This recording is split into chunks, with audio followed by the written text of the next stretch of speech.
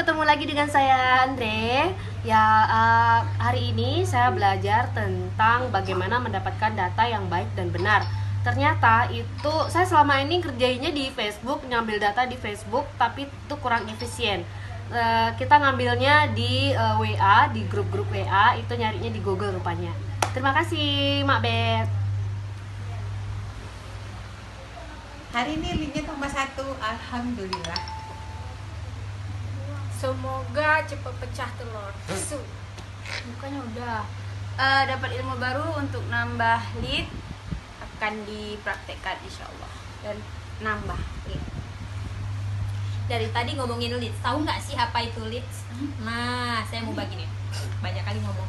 Nah, leads itu sebenarnya kalau secara offline orang yang masuk ke toko kita ya, tapi kalau secara online berarti orang yang berniat ingin membeli. Mungkin itu dulu.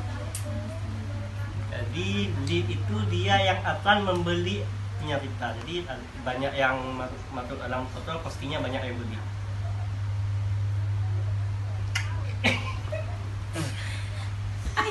Ini adalah data lead hari ini.